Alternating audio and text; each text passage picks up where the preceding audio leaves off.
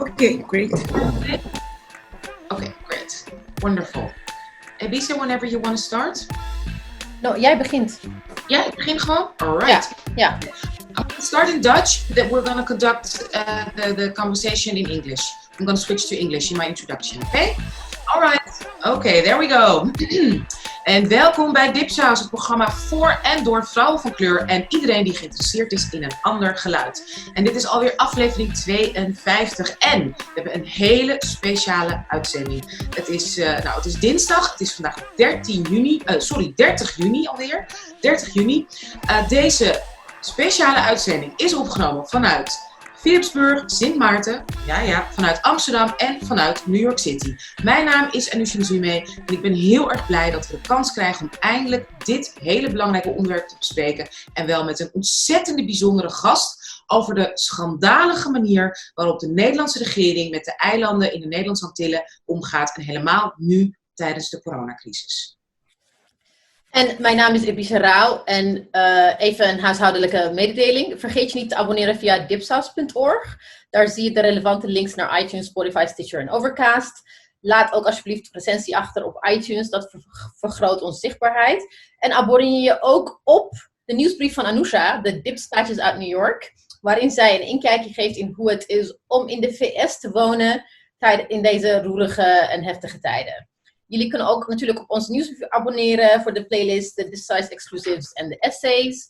En iets nieuws, als je iets kan missen, jullie kunnen ook gewoon geld doneren via onze homepage.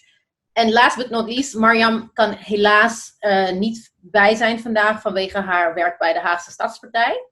En let op, deze aflevering wordt dus in het Engels opgenomen, met af en toe Nederlands tussendoor. Take it away, Anousha. Yes, Dipsaus English, that's our jam.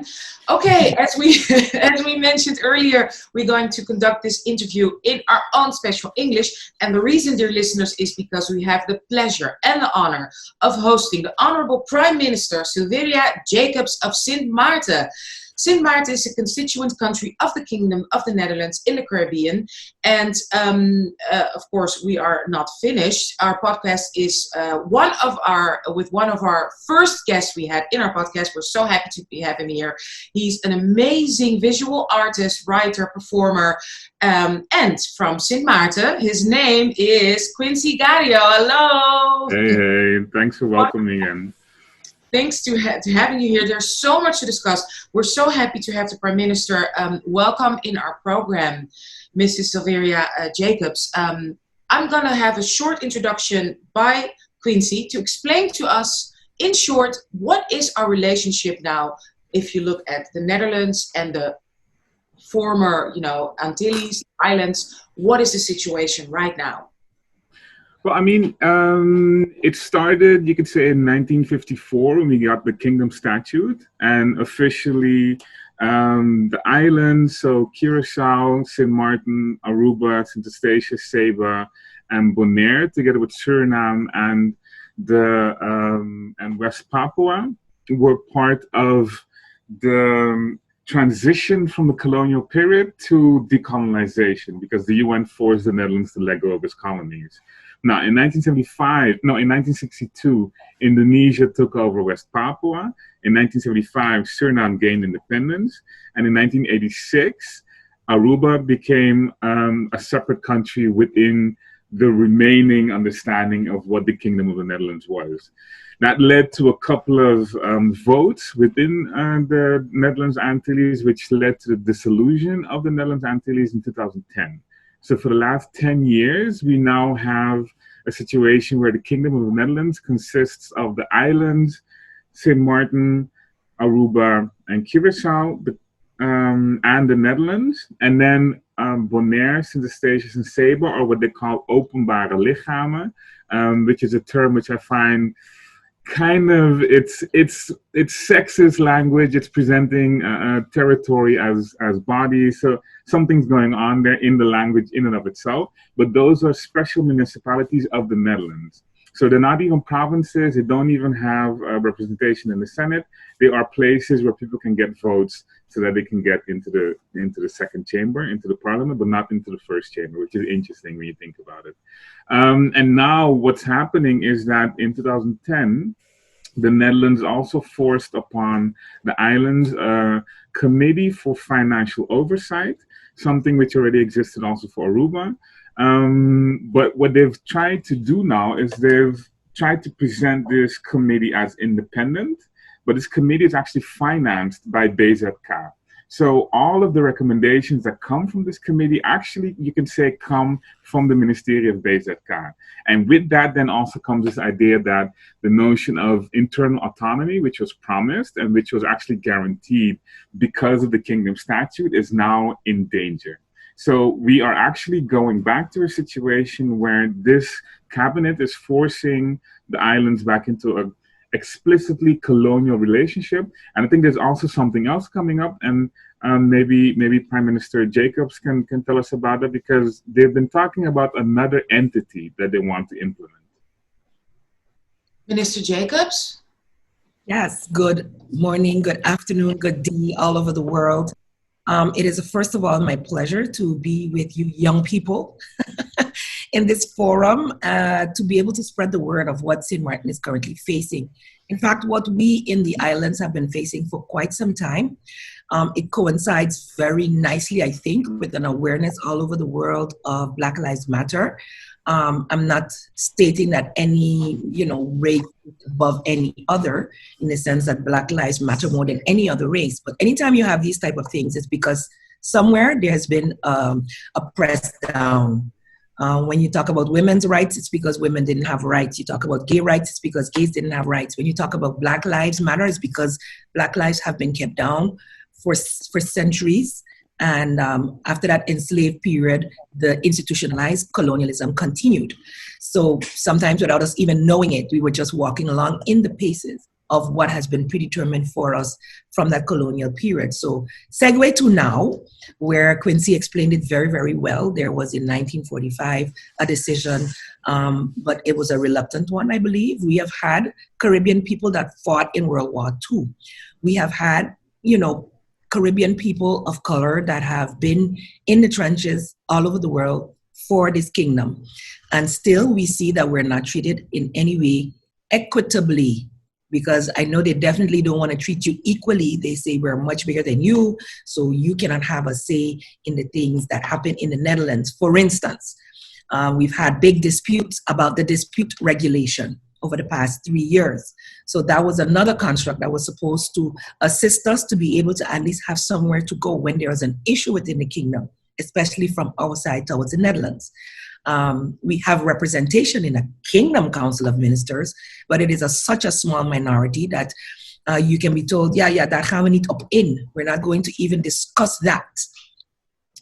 And so equitable treatment has not been forthcoming. We had a hurricane, or two major ones, that hit all over the world. They were the strongest, and we survived.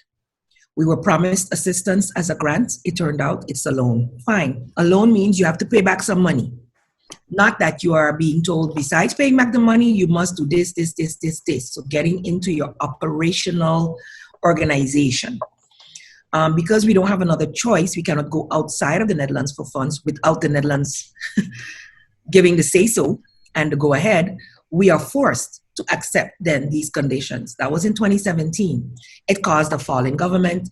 And though they use the fall of government as one of the reasons why we don't progress, they also do certain things that ensure that this happens as far as we're concerned. And so here we are again, 2 government changes later. And this new group of young and dynamic people, I have 5 of the 7 are below 40. Ministers, Minister of Tiat, Minister of Finance, Minister of Rummy, Minister of Justice is barely 40. And I think only myself and the Minister of VSA close to, I'm just a little over 50 and he is around my age. But all of the others, and the governor was like, wow, this is seriously the youngest government. So the change that we talked about, we are now seeing. Also in the parliament, I have 3 of the 4 that are women in government, and we have 5 of the 15 that are women in parliament. So this is the first time we've had such a large representation. I'm super proud of these group of people. And we can hear the state secretary say, because that's our gesprekspartner, by the way. I'm a prime minister. Prime Minister Wever Cruz is a prime minister. Prime Minister Rouwgaan is a prime minister. But we don't get to speak to Prime Minister Rutte. We have to speak to BZK. We have to speak to the gesprekspartner, State Secretary Raymond Knops. And despite how he may behave, dan moet je gewoon terug bij de duivel te biecht. Back to the same person you have the problem with, because that's your gesprekspartner. And I got that in writing from Prime Minister Rutte just recently. So here we are. We are in need of funds. Coronavirus has hit everyone. We were barely recovering, but recovering much better than expected after 2017's hurricanes. Our economy did not have the grand deficits that it had or expected to have had. Tourists were coming back despite some of the disrepair in some of our hotels. Everything was full up until COVID-19. We were projected to have a good year and probably need minimal financial assistance.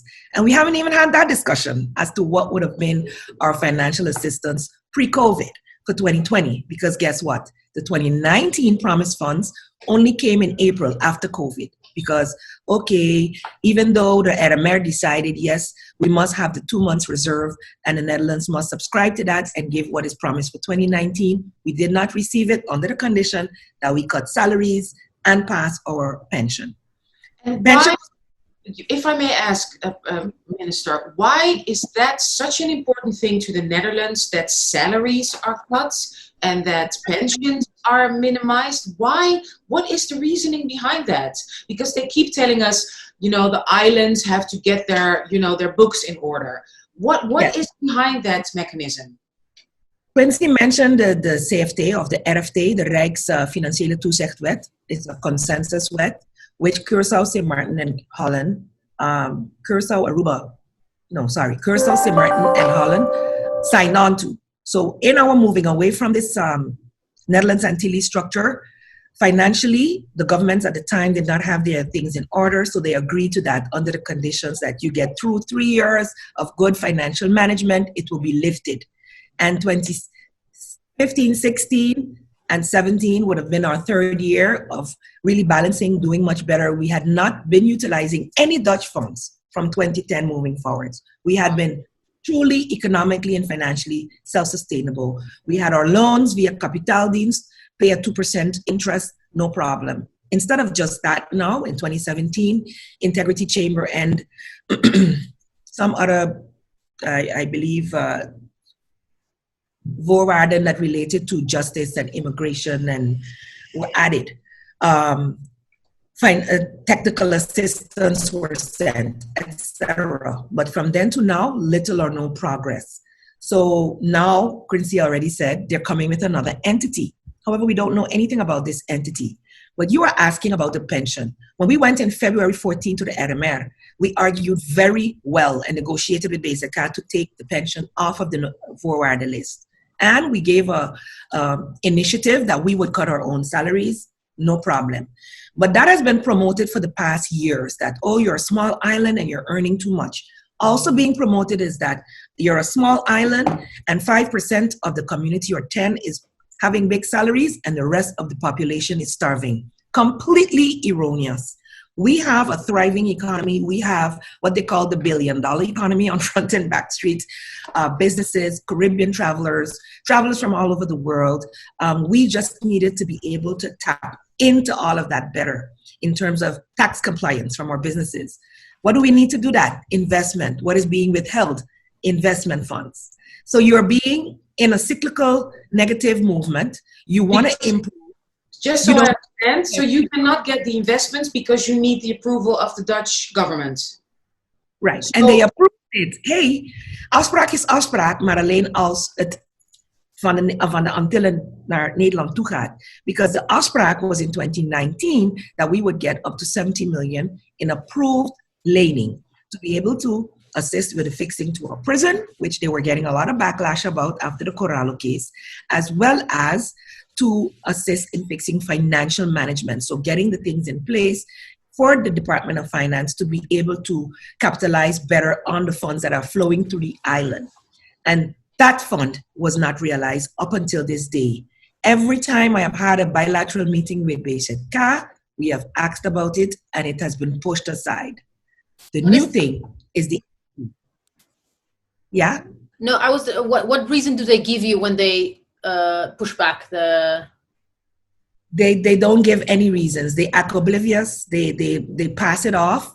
And most recently, the last 2 times, they've said the CFT has to give another advice on it, even though the CFT has advised on it many times before. And the money that's been made by big companies, that goes to the Netherlands then? So the tourism money, what happens? So we have, and that's another thing. They also attack the salaries of the government-owned companies. But you need consultants for some certain things. And then certain consultants or persons that you need to come out of the Netherlands, for instance, get the, what's that regeling? The expat regeling. And then they yes, are allowed to earn and, so it's a disparity, another disparity. And we're facing it right now, as a matter of fact. So for us, we believe, and I believe for sure, knowing how we work here on a government level, that we deserve to have a good pay. We deserve to be compensated for taking this country from one place to the next. And it is for the people to decide, je doet het niet goed, ga weg. Not for people on the outside who have no clue as to what's going on, projecting a narrative that we zijn allemaal boeven, we zijn allemaal, we're on the take, or whatever the case is.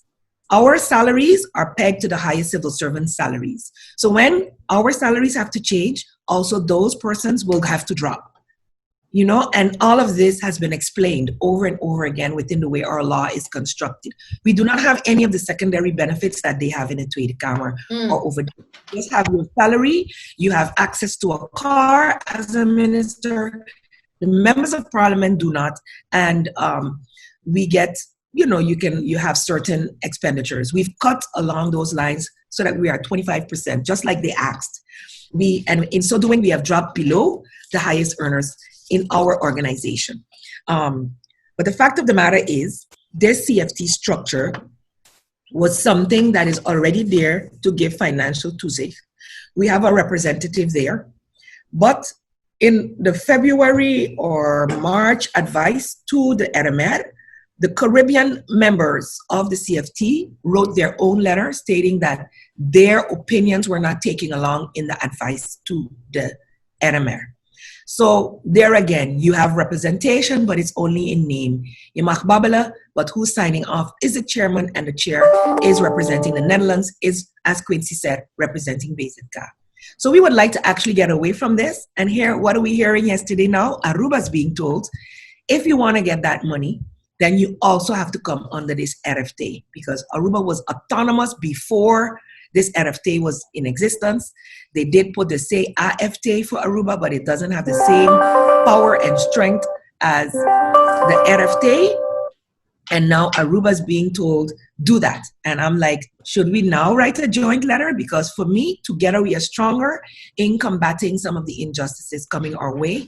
We are small islands. We are vulnerable. We need financial assistance, but we do not need to be squeezed out of our autonomy to be able to be assisted, so that our people can also have at least an equitable standard of living as in the rest of the kingdom.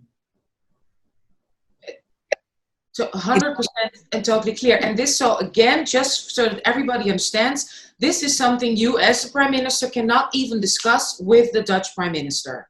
Not without his consent. You cannot demand a meeting with your colleague. There is no demanding of anything from our side. So what I'm trying to understand is, like, they want the salaries to be cut on the island, but not necessarily in the Netherlands. The same rules do not apply for in the Caribbean part of the Netherlands. Yeah. Of the Netherlands, and especially Sint-Maarten. But cost of living in Sint-Maarten is super high as compared 2 in the Netherlands and in Aruba and Curaçao. So what you can pay for in guilders for a house for rent in Curaçao, you have to pay in dollars in Sint-Maarten. If you want to purchase a home, you can maybe purchase a home for 100, 200,000 guilders, but you cannot purchase a home in Sint-Maarten for 200,000 guilders. We still have those some salaries stuck in the 1950s. And yesterday in my discussion with some airport workers, some of them starting out at 2,000 guilders, when a rent on Sint-Maarten is almost 2,000 guilders, is 1,500 guilders for just a normal 2-bedroom apartment in a normal wijk, not even in a top. Right? Oh, it's more than that, I'm being told. $800 to $1,000, so 1,800 guilders. So the cost of living is high, but we're being told there is no look at our social economic standards, no look on the impact of these conditions being put on us as how it will affect our citizens, and no empathy for the uprising that is happening as a result. So, yeah. Like, we need to make them understand that this is what's happening. You know, that is what we're being told. And it's actually quite sad. It's completely unjust. It's just not how we hear it in the Netherlands. Quincy, Yeah. how is that framing? Why is that framing done so smartly, and why is there so little uproar within the Dutch media about like a completely unjust situation? If this would happen in another country, we would all journalists and reporters would write about it. I think because in the Netherlands, we've in a certain way started to believe the impartiality of ambtenaren and the impartiality of technocratic structures.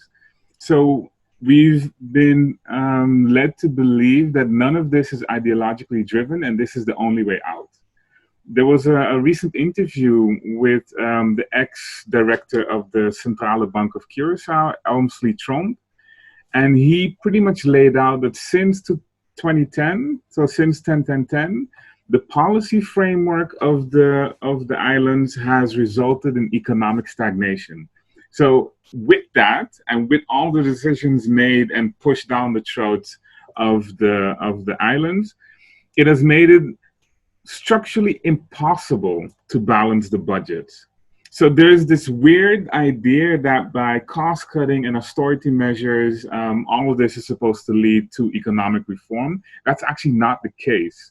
The islands are being gutted through policy which is disguised as neutral. And they're doing that also to result in a certain type of brain drain, which then makes it more possible for consultants to come in and make use of that expat regeling. One of the things that a friend of mine, I don't know if it's true or not, but I found it really interesting to think of, is that most of the consultants that came over to talk to Sint-Maarten about what to do after Irma came from the Netherlands, and they got paid handsomely for that work. And then you're thinking to yourself, so what's going on with the consultants on the island? Where are our people in these conversations? How is it possible that we can have a committee in the Tweede Kamer who's thinking about all these things and having conversations with BZK, and no one there actually has roots or connections to the islands? This is straight up top-down colonial enterprising, and is being presented constantly as the only way out. This is Thatcherism. This is neoliberal policy gutting. And we need to be talking about it also because the islands themselves are constantly the places where these technocratic and neoliberal politicians test out the things that they will do later on the mainland. This is two policies that they have tested there that are now in the Netherlands. Flex contracts, 0-hour contracts, all these different ways in which labor has been outsourced, in which the government is being squeezed to cut down on pensions. All of that happened there first and was then imported here. So we've had conversations here about our way and all this kind of stuff. And I remember my parents talking about this in the 1990s, because back then the Netherlands Antilles government was also being pushed to do this. So when people keep talking about, hey, you're getting free money, it's like, no, ain't nothing about free money. This ain't about seeing the islands as these beggars holding up their hands. No, this is about talking about the conditions in which the economic prosperity and the development of the islands is constantly hampered through ideological, technocratic wrongness. Let's put it that way. And what behind it is, it's of course, it's a neo-colonial, I assume, policy and structure and, you know, idealism. But does it also mean that money is being seeped out of the country because of the consultants and everything? But what about the businesses? Don't the businesses that are in Sint-Maarten have any say about how the island is being treated? Or is that also being subverted through policies or through... You see, the thing is, over the years, and not now, 40, 50 years ago, when Sint-Maarten boomed, we boomed in such a manner that we're a hub country. I don't think many people foresaw it, and that's why even though they have said in the past they will sell us for a guilder, that has not happened because they see the added value of having that hub country within their kingdom. We have served them very well in the kingdom, in the UN councils when it comes to Caribbean discussions, when they want to get a foot in. Then they know how to use the colors of our skins. And I don't say these things lightly because when I was a member of parliament, I talked about this back in 2018. 2019, January, we had IPCO here.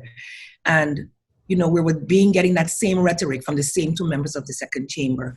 And I'm like, if you want to talk about who owes who what, let's go back to reparations. Let's go back to how much the Netherlands has made off of the backs of these countries. And if you want to say, weg ermee, because this has been said several times in our conversation since Corona. Dichterbij of verder weg. Dichterbij of verder weg. And if you get dichterbij, that means we usurp your autonomy. Isn't it uncanny that the second chamber or the Kingdom Council of Ministers, where we have little to no representation, will take a decision that ties the hand of our second chamber, of our parliament? So you're being told as a government, you have to agree to this or your people will go hungry. And you know what? Your parliament must pass this legislation in this manner.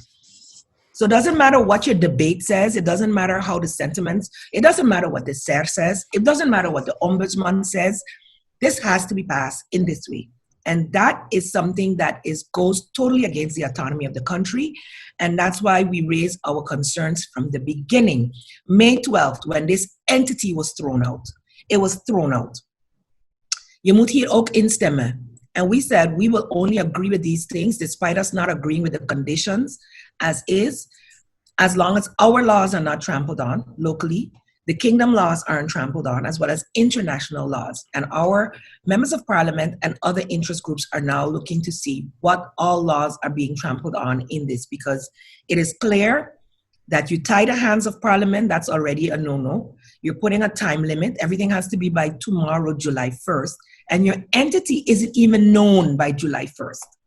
We have had zero discussion about this entity. We do not know how it will operate, whether we will even have representation on it or not.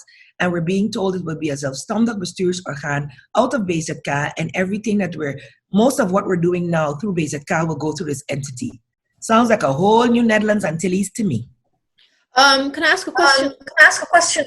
Yes. About what you said about what they're trampling international laws. Can you give an example? Well, we have several talking about the laws regarding the international and EU labor laws. The unions have come up with certain ILO conventions, etc., and treaties that are being misused, not taking into consideration the social and economic equality within the kingdom.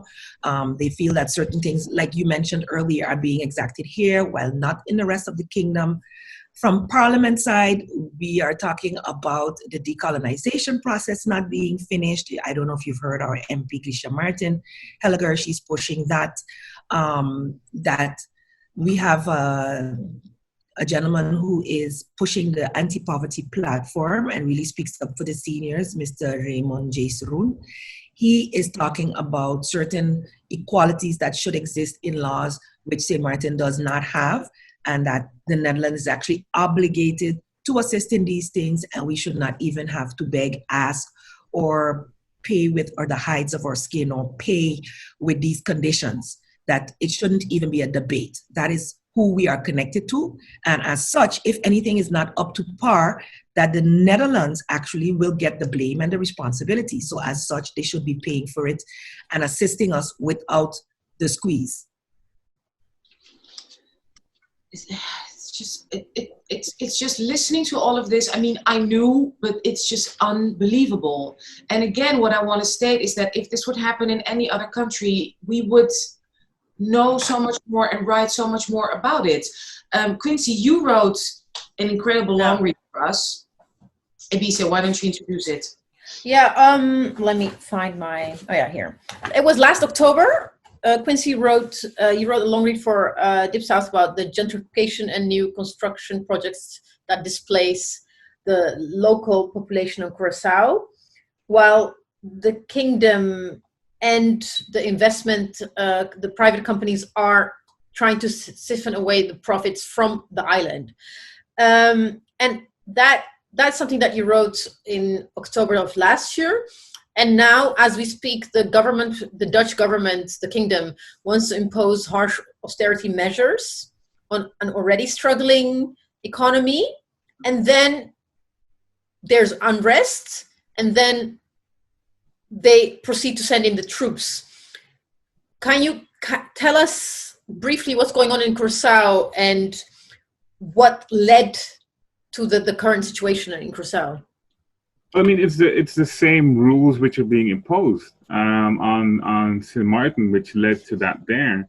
And what you see is that what's interesting as well is that the uprising is now also being delegitimized and depoliticized by saying that's outside agitators and people being paid to do this. And you're like, no, these are people who are hurting. These are people who are struggling to survive, who want to know where they will buy their bread tomorrow, how they will buy their bread tomorrow. So by constantly placing this as if it's people who are just looking for a fight and not actually people who are on the edge of despair, it's once again not understanding what exactly is going on and belittling people's feelings, not seeing them as human beings who are fighting back. And I think that's the issue what we need to understand as well, because I saw an open letter which was also sent talking about what was needed to be done and saying like, yeah, sometimes you need to have voorwaarden, but let's not do it this inhumanely and stuff. And I'm like, no, there should be no voorwaarden for help. These are islands which are being struck by a worldwide pandemic. And how are you going to use a worldwide pandemic to push through structural reforms which you've been dying to do for the last 10 years and which you weren't able to do before? So now that the islands are pretty much like the rest of the world, finding a way to survive this biological type of disaster, you're going to use that as a pretext to determine how these governments which have internal autonomy need to restructure their government. Like, no, this is all based on this understanding that the islands are property of the Netherlands and that they can do what they want. And that is the thing that needs to be let go. And on Curaçao, what you see, it's connected to, you make the connection also with like 1969 and the oil workers who stood up. And what was the interesting thing about this is that the protest also started at Post 5 on Curaçao. And from there, the sanitation workers then walked and it gained momentum. So there are these parallels which are going on. Yeah. But these parallels are also based on this idea that we here in the Netherlands still have a political class that does not see the islands as autonomous political entities and still sees them as property of the Netherlands. But there is also a sentiment within certain population of Sint-Maarten and Curaçao who do think that these austerity measures are necessary. Yeah, but that's a class argument. Yeah. See, what you have there is this understanding in which within the island itself, there are situations whereby people would rather stick to their comfort instead of understanding that this is something that needs to be done for the well-being of everybody, right? And so all of the... Sorry, Prime Minister Jacobs? While I could listen to you all day, Quinsy, I think what you're saying is especially true. The austerity measures, and you mentioned about reforms that are needed over the past 10 years. I would beg to differ and say over the past 30 years. Certain reforms were necessary. They were not done on the Netherlands Antilles construct. Sint-Maarten was left out of a lot that went on. So we were missing the start positie. So we started out with a deficit. And then every year you were told you could not budget higher. You could not hire persons to come in and make these changes. So the cyclical effect of it, the reason it was not possible because we had constraints on our budget from the same CFT. And despite that, businesses were booming and flourishing. But because we're not able to tap into only like 30 to 33% of what is moving around the island, right? That is why we were having that problem. So just to be clear, the rest of the money goes to the Netherlands? No, it doesn't. It just flows right out of the island. So if the businesses... Okay, so international businesses, and they... Okay. Not benefiting them unless they own the businesses, which we can investigate how many of them they do own. And when we do put out any type of bidding, look at which companies are winning the bids. So then where does that money flow? So the same aid that we have to pay for with interest and with conditions flows right back out, maybe with 75% to the Netherlands, because those are the consultants that will win the bids. Those we're right now in a World Bank situation. $500 million was given to Sint-Maarten after the hurricane, right? Yeah. Right. Not really. It's sitting in a bank. It's sitting in a bank. Over 300 million. We've committed about 300 million, but actually spent to date 25. So what has bounced back the country? I guess some of that same money that flowed back out and into a bank somewhere where some of our businesses are making it very well. And so they were, able to build back their businesses and get people back to work. But here we are now with a unique situation where a one-pillar economy, we depend on tourism, and we're being told by the Netherlands and France, as a matter of fact, because of the Dutch Frenchness of our island, hey, we can't take any tourists from the US, too much COVID over there. And so you must take this money with this condition in order for you to live. Without financial independence, we are stuck in these discussions where you are at a disadvantage. Unbelievable. And how is the situation now, Prime Minister, if you look at what's happening in Curaçao? How is that also, lighting fire and energy in Sint-Maarten? Because I can imagine that people are fed up. Yes, some of our vakbonden are connected. Some of the unions are connected, NAPB and APVO, for instance. The difference is each country implemented the conditions in a different way. We were told we had to cut 12.5% of the personnel's voorwaarden. And so we tried to cut secondary benefits, etc., and not salaries, while in Curaçao, salaries were touched. And so that's where it came up. On top of that, if we had to look at the start position right now, our start position was not as bad as Curaçao's and Aruba's because of their other economic situations. We have a much more buoyant economy than they do. So even after the bad hurricanes, we were able to bounce back. As I mentioned, Curaçao was having PDVSA that's closing, that's the oil refinery already. So they're faced with that. They didn't have a hurricane, but they had a huge influx in Aruba and Curaçao of Venezuelans needing amnesty, and Dutch being told that, yes, dat is jouw bevoegdheid. How? And so no assistance or very little assistance was given to assist with that. So now you have more people on the island. The locals, quote unquote, feel like these people will get hired above them. And so that was already a big problem in Curaçao. So Curaçao was faced with a serious economic problem. And by us, I would like us to see us broaden our economy. But to do that, you have to invest. You have to invest in the people, etc. So yes, I would like to get funds from the Netherlands, but without the rush to implement reforms, without proper discussion and dialogue with the stakeholder. It's colonial. Yeah. It's a colonial ruling, basically. Do it or else. Now. Yeah, do it or else.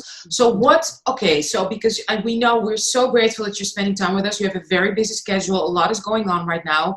What are for us the next steps in the Netherlands, for us media people, activists, artists? What can we do to help the situation and to fight for justice? Like for me, Quincy, you're my spokesperson now. Thank you. I would like you to just continue to spread your message of this institutionalized colonialism, this top-down way of giving instructions instead of dialoguing. You know what was very hurtful to me? People sent me, the same people who think that it's a good idea to have the voorwaarden. Some of them sent me messages of, look, they're doing it to KLM too. They try to do it to Spain and Italy too. But when they tried to do it to Spain and Italy, the EU rebelled. With KLM, that's a government-owned company. You're a shareholder, so you can give directives. Sint-Maarten is not your company. You do not own Sint-Maarten. We have a government that is duly elected and a parliament that is duly elected and a government that is appointed to execute for the people. Mr. Knop said it in the second chamber. Give this government a chance. Now I'm going to ask Mr. Knop, give this government a chance to come out and give us the 4 years to be able to take reforms. You cannot make reforms in 6 months. You must have dialogue with all stakeholders. So I have a vision that we are going to be that multi-pillar economy, that our people will come out of this stronger than before because we are just resilient by nature. People made fun of the crackers and sardines statements I made during lockdown, but it was basically roeien met de riemen die we hebben. Yeah. Eat what you have, know what you need, and guess what? As a result, everybody on Sint-Maarten is now growing something in their backyard. So there is no potting soil and no pots to find on Sint-Maarten anymore. So the mindset of people are beginning to change. I want to continue to inspire my people to start pulling up themselves, taking the time to study, finding their dream and becoming an entrepreneur that will export Sint-Maarten, made in Sint-Maarten products, etc. And we need to work with our Caribbean region partners to do that. But you in the Netherlands, in Europe, in America, talk about this. Because what I am missing is our story being told. I did an interview with RTN. I didn't see it anywhere in the media and the news. I'm going to see where this one ends up. Because I'm not getting the impression that they want the truth to be told. They continue to run with their narrative. They've been running with the narrative since March. Ze kunnen hun autonomie niet aan, so that they can just justify why they would put an entity in place. And I say no. And I say absolutely not. Talk to me like the adults we are. Let us figure out what financial injections are needed. We already have an entity in place distributing the salary support program for our businesses. We already have the SMDF, Sint-Maarten Development Fund, which has a relationship with BZK, which has executed projects for BZK and reported properly, that are executing the unemployment program, and any funds that we need in government to carry our social partners, to carry the subsidies, to pay our civil servants and carry out reforms should come to the government of Sint-Maarten, not some entity that will be, tasked with sturen naar het resultaat en toezicht op de financiën en de afspraken. That's all we're hearing about the entity. Maar hoe dan? Hoe dan? By bypassing our parliament and government? No way. What's also interesting is that we just heard through the grapevine, which we cannot confirm nor deny, that our Prime Minister Rutte is sitting down with people in the Netherlands to discuss the situation on the islands instead of actually sitting down with the prime ministers of the islands. I mean, that's the situation where we find ourselves in. Quinsy, you might have a little bit more information than we do, but how is it possible that the prime minister is using this momentum, this Black Lives Matter momentum, to, to kind of like turn the narrative in such a way, to influence the narrative in such a way that dat de eilanden eigenlijk weer gewoon buitenspel gezet worden door onze eigen mensen. Hoe dan? It's divide and conquer. I mean, one of the things you get, and one of the things you see a lot of times in the way how the Netherlands has dealt with the islands, is constantly pitting them against each other or constantly pitting the players against each other. So even in the Netherlands, when there was this initial conversation about racism, he pitted certain activists, certain spokespeople against others, which then led to a whole bunch of confusion because no one knew exactly what was going on. And so tomorrow there's another debate in the second chamber about racism. There's also a debate about the corona and the corona measures and the islands. And one of the things I find interesting is that they keep trying to disconnect these conversations. They're one and the same. If the way that which we talk about Black Lives Matter, and we need to talk about the Black lives within the kingdom.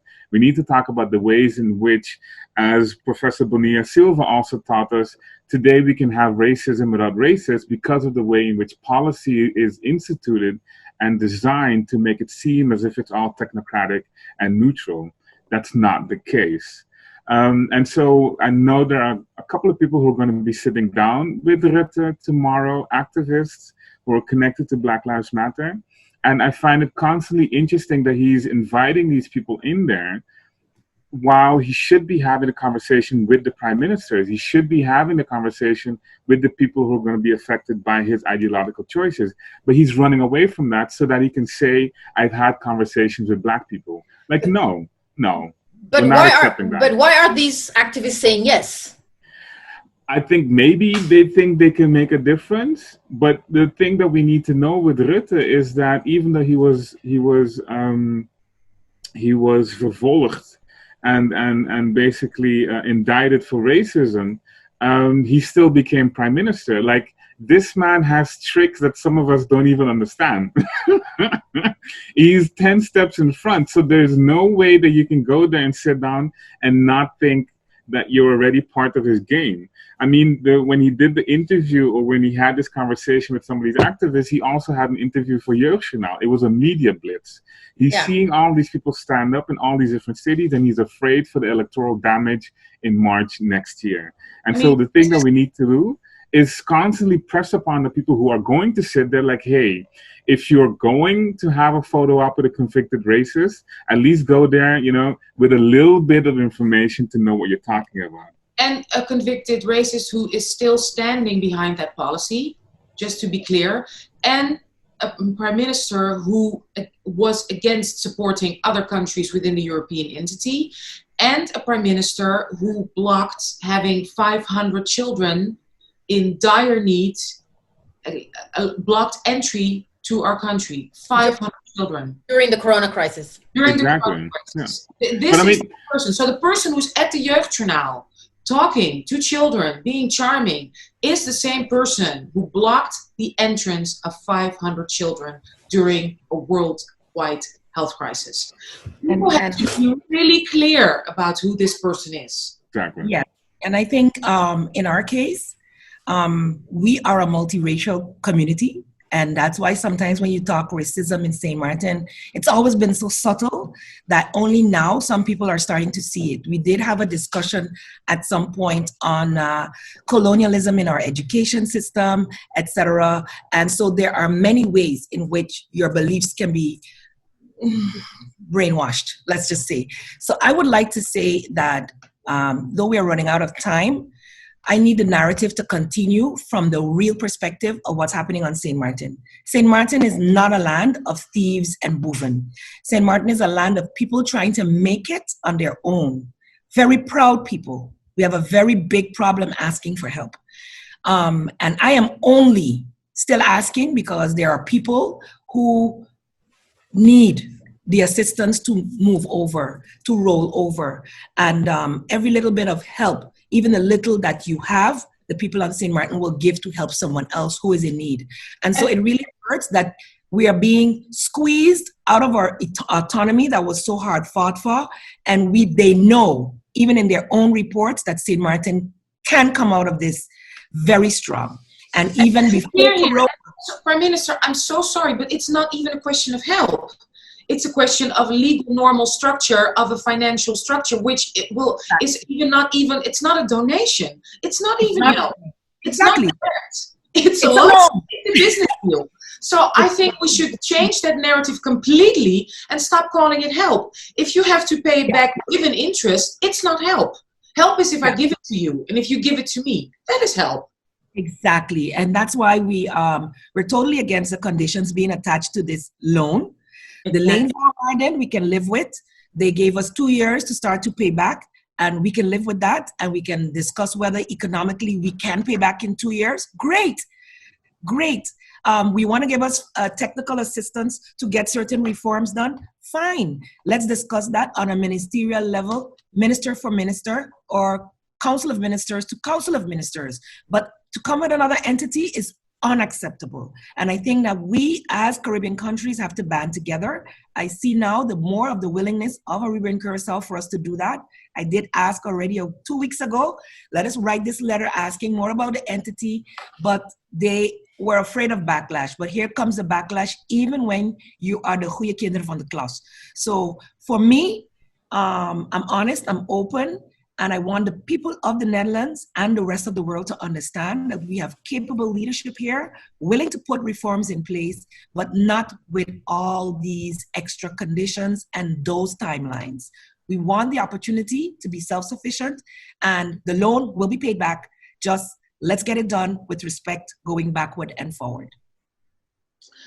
We want to thank you so much, Prime Minister Silveria Jacobs, for taking this time in your hectic, busy schedule. We also want to thank so much our husband. No. We're always being called the brides of Quinsy, and hey, we carry that with pride.